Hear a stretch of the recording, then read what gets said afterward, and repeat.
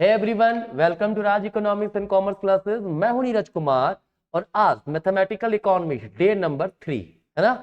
इसमें आपको पता है मैं एक क्वेश्चन लेता हूं, उससे रिलेटेड जो टॉपिक है मैं उसको डिस्कस करता हूं, ठीक है।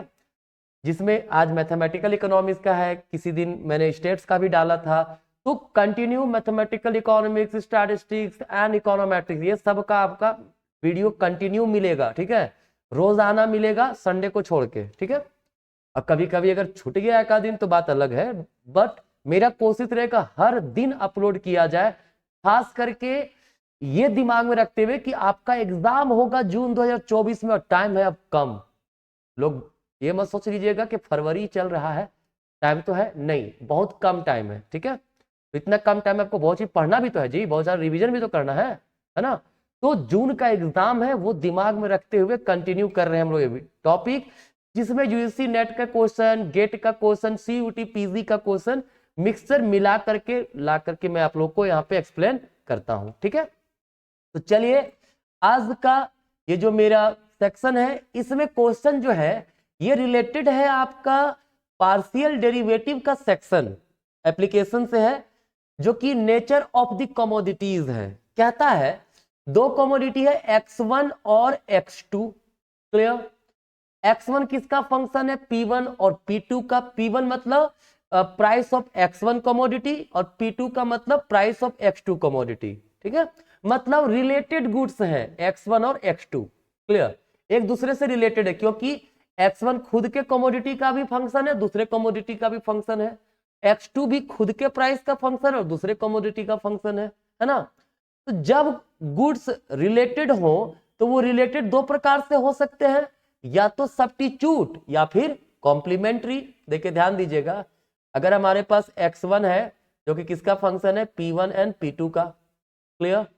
x2 भी है जो किसका फंक्शन है, ये भी p1 का फंक्शन और p2 का फंक्शन है, क्लियर। तो ये दो गुड्स जो x1 x2 क्या हो सकते हैं, रिलेटेड है ना। तो या तो ये सब्स्टिट्यूट गुड्स होंगे, सब्स्टिट्यूट गुड्स, सब्स्टिट्यूट, हाँ लिखा गया, एक मिनट, है ना। एक सब्स्टिट्यूट गुड्स हो सकते हैं या फिर कॉम्प्लीमेंट्री गुड्स हो सकते हैं, क्लियर है। तो भाई बात ऐसा है कि कोई गुड सब्स्टिट्यूट है, कोई गुड्स कॉम्प्लीमेंट्री है, पहचानेंगे कैसे। देखिए सब्स्टिट्यूट गुड्स का मतलब क्या होता है, जैसे टी एंड कॉफी, है ना, एक कमोडिटी के बदले जिसका प्रयोग हम लोग करते हैं, है ना। वही कॉम्प्लीमेंट्री गुड्स का मतलब क्या हो गया, विच आर यूज्ड टुगेदर, जिसका साथ में यूज होता है, जैसे बैट बॉल, है ना, पेट्रोल एंड कार, क्लियर।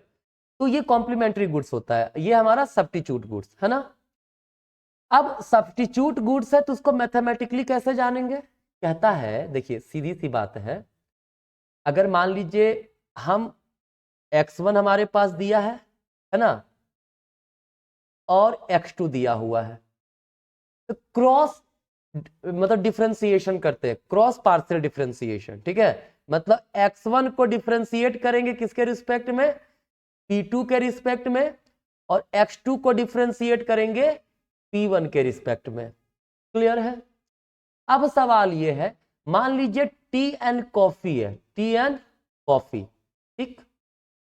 अगर टी का प्राइस क्या हुआ, ये हमारा मान लीजिए x1 है, ये हमारा x2 है, हाँ। तो टी का प्राइस p1 होगा, कॉफी का प्राइस क्या है, p2 है। कहता अगर मान लीजिए p2 का प्राइस बढ़ा, मतलब कॉफी महंगा हो गया, तो टी का डिमांड बढ़ेगा कि नहीं बढ़ेगा। मतलब जब कॉफी का प्राइस P2 बढ़ रहा है तो X1 क्या हो रहा है, बढ़ रहा है। मतलब चेंज इन X1 जो है, X1 में जो चेंजेस आया, ध्यान दीजिएगा मैं डिटेल बता रहा हूं ना। तो चेंज इन X1 है कब, due to change in price P2, ये क्या है, ग्रेटर देन 0 होगा कि नहीं होगा। क्यों, क्योंकि जब P2 का प्राइस बढ़ा तो X1 का डिमांड भी बढ़ा, तो दोनों बढ़ा, मतलब पॉजिटिव डायरेक्ट रिलेशनशिप। तो इसी को ना डिफरेंशिएशन के फॉर्म में हम लोग लिखते हैं, dx1 बाय dp2 ये क्या होगा, ग्रेटर देन 0 होना चाहिए। मतलब सब्स्टिट्यूट गुड्स के केस में क्या होना चाहिए, differentiation of x1 with respect to p2 greater than 0। Similarly अगर टी का प्राइस बढ़ा, मतलब टी महंगा हो गया, तो लोग कॉफी को प्रेफर करेंगे कि नहीं करेंगे, x2 का डिमांड बढ़ेगा, मतलब चेंज इन x2 क्या होगा, P2 अगर हमारा बढ़ा तो ये भी हमारा बढ़ेगा, ठीक है। मतलब differentiation of x2 with respect to P1 ये भी ग्रेटर देन 0 होगा। मतलब ये दोनों पॉजिटिव अगर है तब हम लोग उसको क्या बोलते हैं, सब्स्टिट्यूट गुड्स बोलते हैं। क्या बोलेंगे, सब्स्टिट्यूट गुड्स बोल सकते हैं, कोई दिक्कत नहीं। चलिए, अगर differentiation of x1 with respect to P2, तो एक और लिख देते हैं, कॉम्प्लीमेंट्री गुड्स के बता ही देते हैं, है ना। कहता है अगर हमारे पास बैट और बॉल है ना, बैट हमारा x1, बॉल हमारा x2। अगर बैट का प्राइस बढ़ा, बैट का प्राइस बढ़ा तो ऑब्वियस सी बात है बॉल का डिमांड घटेगा ना, क्योंकि जब बैट महंगा होगा लोग बैट खरीदेंगे, नहीं तो बॉल क्यों खरीदेंगे भाई। हाँ, तो जब बैट का प्राइस बढ़ेगा तो बॉल का डिमांड घट जाएगा, मतलब दोनों में opposite relation. That means x2 with respect to P1, change in x2 जो हमारा होगा, चेंजेस के रूप में लिख देते हैं, चेंज इन x2 जो है with respect to change in P1 ये अपोजिट डायरेक्शन में होगा, मतलब dx2 bye dp1 less than 0 होगा। भाई P1 बढ़ रहा है, x2 घट रहा है, एक बढ़े दूसरा घटे तो निगेटिव ही होगा ना, हाँ, तो निगेटिव रिलेशन। अब अगर दूसरे तरीके से देखें हम लोग, है ना, किसकी बात करें, अगर बैट का प्राइस बढ़ा, मान लीजिए इसका प्राइस बढ़ गया, ठीक है, तो बैट का प्राइस बढ़ेगा तो लोग, सॉरी बॉल का प्राइस बढ़ा तो लोग बॉल का डिमांड नहीं, बॉल का डिमांड कम कर देंगे, और जब बॉल का डिमांड कम होगा ऑटोमेटिकली बैट का डिमांड घटेगा ना, क्योंकि दोनों का डिमांड साथ में चलता है, तो एक बढ़ रहा है दूसरा घट रहा है, मतलब निगेटिव रिलेशन। क्लियर। तो ये कॉम्प्लीमेंट्री गुड्स में क्या होगा, dx1 बाय dp2 और dx2 बाय dp1 दोनों लेस देन 0 होंगे, ठीक है। ये कॉम्प्लीमेंट्री गुड्स का केस है। अब सवाल पे आते हैं, कहता है two commodities are substitute if, substitute का क्या केस है, dx1 बाय dp2 और dx2 बाय dp1 दोनों ग्रेटर देन 0 होना चाहिए, ठीक है। दोनों ग्रेटर देन 0 कहां है, ऑप्शन नंबर सी में, this is your correct answer.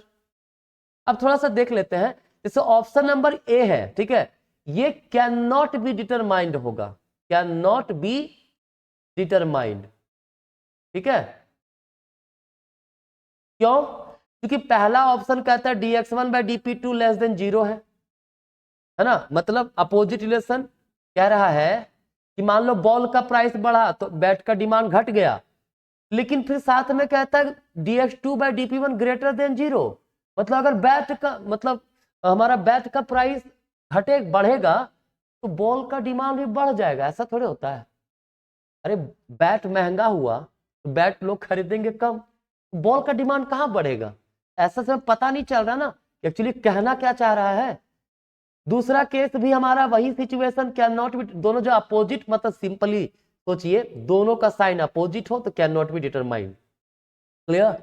D number option जो हमारा यहाँ पे कॉम्प्लीमेंट्री गुड्स को दिखा रहा है, बिकॉज दोनों लेस देन 0 है।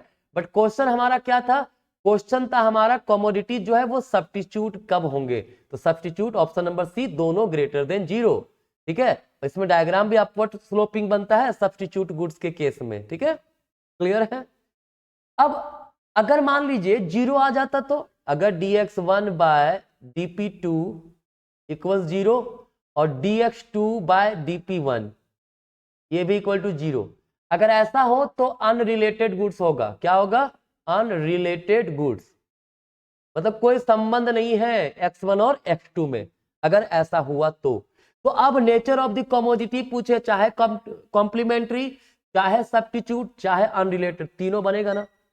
तो दैट मींस अब नेचर ऑफ द कमोडिटी से रिलेटेड कोई भी सवाल रहे आपका बनना चाहिए, है ना। यही तो मोटिव है इस क्लास का, इसमें मैं भले एक ही क्वेश्चन आकर डिस्कस करूं, बट एक क्वेश्चन को बता करके उसके टॉपिक्स में आपके साथ डिस्कस कर देता हूं, ताकि उससे रिलेटेड कोई भी क्वेश्चन पूछा तो आप बना लोगे इजिली। क्लियर है?